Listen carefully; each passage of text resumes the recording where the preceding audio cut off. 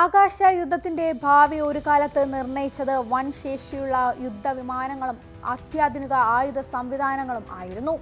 അമേരിക്കയുടെ അത്യാധുനിക ഡ്രോൺ സാങ്കേതിക വിദ്യകൾക്ക് വെല്ലുവിളിയായി മാറിയ ഇറാന്റെ ഷാഹേദ് ഡ്രോൺ കുടുംബം എങ്ങനെ രൂപം കൊണ്ടു? കുറഞ്ഞ ചെലവും ലളിതമായ രൂപകൽപ്പനയും ഉപയോഗിച്ച് ഇവ എങ്ങനെ ആധുനിക യുദ്ധരംഗത്ത് സ്വാധീനം ചെലുത്തി? ഇതിന്റെ പിന്നിലെ സാങ്കേതിക വിദ്യയും തന്ത്രവും ആഗോള പ്രത്യാഘാതങ്ങളും വിശദമായി പരിശോധിക്കാം. ഞാൻ അഞ്ജിത. പതിറ്റാണ്ടുകളായി അന്താരാഷ്ട്ര ആകാശത്ത് ഡ്രോണുകൾ തങ്ങളുടെ സാന്നിധ്യം അറിയിച്ചിട്ടുണ്ടെങ്കിലും സെപ്റ്റംബർ 11 ആക്രമണങ്ങൾക്ക് ശേഷമാണ് അമേരിക്ക തങ്ങളുടെ സൈനിക നീക്കങ്ങളിൽ റിമോട്ട് പൈലറ്റഡ് വിമാനങ്ങൾക്ക് തന്ത്രപ്രധാനമായ പ്രാധാന്യം നൽകി തുടങ്ങിയത്. സ്വന്തം പൈലറ്റുമാരുടെ ജീവൻ നേരിട്ട് അപകടത്തിലാക്കാതെ അഫ്ഗാനിസ്ഥാൻ, പാകിസ്ഥാൻ, ഇറാഖ്, യമൻ തുടങ്ങി നിരവധി രാജ്യങ്ങളിൽ ആഴത്തിലുള്ള നിരീക്ഷണത്തിനും കൃത്യമായ ആക്രമണങ്ങൾക്കും അമേരിക്ക ഡ്രോണുകളെ വിന്യസിച്ചു. 1990കളിൽ അവതരിപ്പിച്ച MQ-1 പെഡേറ്ററും തുടർന്ന് കൂടുതൽ മാരകമായ ഫയർ പവറുള്ള MQ-9 റീപ്പറും അമേരിക്കൻ ആധിപത്യത്തിന്റെ പ്രതീകങ്ങളായി മാറി.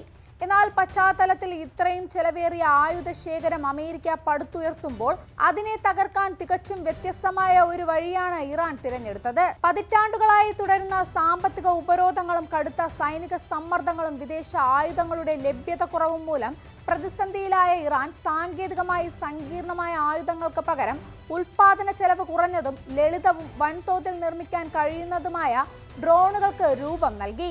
ഈ പ്രായോഗിക ചിന്തയിൽ നിന്നാണ് വിഖ്യാതമായ ഷാഹേദ് ഡ്രോൺ കുടുംബത്തിന്റെ ജനനം. വില കൂടിയതും ആധുനികവുമായ ആയുധങ്ങൾ മാത്രമാണ് യുദ്ധത്തിലെ വിജയം നിർണ്ണയിക്കുന്നത് എന്ന പാശ്ചാത്യ രാജ്യങ്ങളുടെ ധാരണകളെ ആകെ തകിടം മറിക്കുന്നതായിരുന്നു ഇറാന്റെ ഈ പുതിയ ആളില്ലാ വിമാനങ്ങളുടെ വരവ്. പാശ്ചാത്യ രാജ്യങ്ങളുടെ പ്രതിരോധ സംവിധാനങ്ങൾക്ക് വെല്ലുവിളി ഉയർത്താൻ താങ്ങാനാവുന്ന ചെലവിൽ ഉൽപ്പാദിപ്പിക്കാൻ കഴിയുന്ന ഒരു അസമമായ തന്ത്രമാണ് ഇറാൻ സ്വീകരിച്ചത്. ഷാഹേദ് ഏവിയേഷൻ ഇൻഡസ്ട്രീസ് റിസർച്ച് സെന്റർ രൂപകൽപ്പന ചെയ്ത ഈ ഡ്രോണുകളിൽ ഷാഹേദ് 136 എന്ന മോഡലാണ് ആഗോള ശ്രദ്ധ നേടിയത്. വൻകിട വിമാനങ്ങൾക്ക് ആവശ്യമായ സങ്കീർണമായ സജ്ജീകരണങ്ങളോ മെയിൻ്റനൻസോ ആവശ്യമില്ലാത്ത ഈ ഡ്രോണുകൾ കുറഞ്ഞ ചെലവിൽ നിർമ്മിച്ച് വൻ കൂട്ടങ്ങളായി എതിരാളികൾക്ക് നേരെ വിക്ഷേപിക്കാൻ പാകത്തിലാണ് നിർമ്മിച്ചിരിക്കുന്നത്. കുറഞ്ഞ ചെലവുള്ള സാങ്കേതിക വിദ്യ കൊണ്ട് ലോകത്തിലെ ഏറ്റവും സങ്കീർണമായ പ്രതിരോധ സംവിധാനങ്ങളെ പോലും ഭയപ്പെടുത്താൻ കഴിയുമെന്ന് ഇറാൻ ലോകത്തിന് കാട്ടിക്കൊടുത്തു. ആധുനിക യുദ്ധ വ്യോമ പ്രതിരോധത്തിന്റെ കണക്കുകൂട്ടലുകളെയാണ് ഷാഹേദ് ഡ്രോണുകൾ അടിസ്ഥാനപരമായി തകിടം മറിച്ചത്.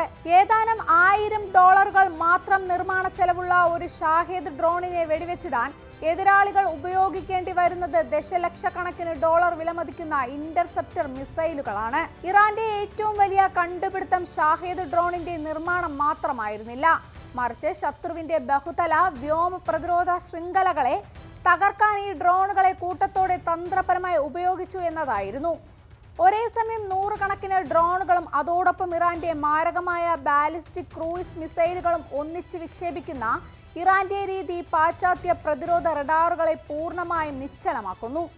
ആക്രമണങ്ങൾ തടയാൻ ശ്രമിക്കും തോറും ശത്രു രാജ്യങ്ങളുടെ സാമ്പത്തിക അടിത്തറ തകരുകയും കൈവശമുള്ള വില കൂടിയ മിസൈൽ ശേഖരം നിമിഷങ്ങൾക്കുള്ളിൽ തീർന്നു പോവുകയും ചെയ്യുന്നു. അടുത്തിടെ നടന്ന 12 ദിവസത്തെയും 40 ദിവസത്തെയും അടിച്ചേൽപ്പിക്കപ്പെട്ട യുദ്ധങ്ങളിൽ അമേരിക്കയ്ക്കും ഇസ്രായേലിനുമെതിരെയുള്ള തങ്ങളുടെ തന്ത്രപരമായ മുൻതൂക്കം ഇറാൻ തെളിയിച്ചു തന്നു. ഈ യുദ്ധങ്ങളിൽ അമേരിക്കൻ ഇസ്രായേൽ സൈനിക യന്ത്രത്തിന്മേൽ കനത്ത നാശനഷ്ടങ്ങൾ വരുത്തിവെക്കാൻ ഇറാന് സാധിച്ചു. ഒടുവിൽ തങ്ങളുടെ സ്വന്തം വ്യവസ്ഥകൾക്ക് വിധേയമായി വെടിനിർത്തൽ കരാർ അംഗീകരിക്കാൻ ശത്രുവിനെ നിർബന്ധിതരാക്കാൻ ഇറാനിയൻ സായുധ സേനയ്ക്ക് കഴിഞ്ഞു എന്നത് ഇറാന്റെ കവചിത ശേഷിയുടെയും സൈനിക മികവിന്റെയും തെളിവാണ്. വ്യത്യസ്ത വേഗതയിലും ആൾട്ടിറ്റ്യൂഡിലും പാതകളിലും കുതിച്ചെത്തുന്ന ഇറാന്റെ ഹൈബ്രിഡ് ആയുധ പാക്കറ്റുകൾ ശത്രുക്കളുടെ കമാൻഡ് ആൻഡ് കൺട്രോൾ സംവിധാനങ്ങളെ ആശയക്കുഴപ്പത്തിലാക്കുന്നു.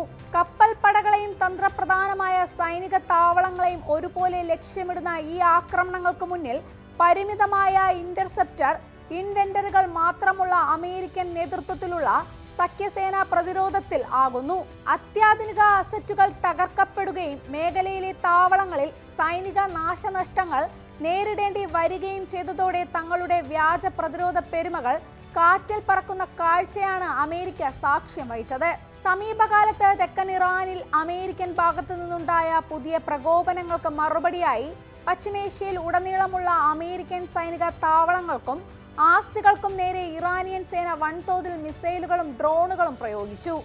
അമേരിക്കൻ താവളങ്ങൾ ഒന്നൊന്നായി നശിപ്പിച്ചുകൊണ്ട് തങ്ങളുടെ അതിർത്തികൾക്ക് നേരെ കണ്ണുവെച്ചാൽ പ്രത്യാഘാതം കഠിനമായിരിക്കുമെന്ന വ്യക്തമായ സന്ദേശമാണ് ഇറാൻ തങ്ങളുടെ ശത്രുക്കൾക്ക് നൽകിയത്.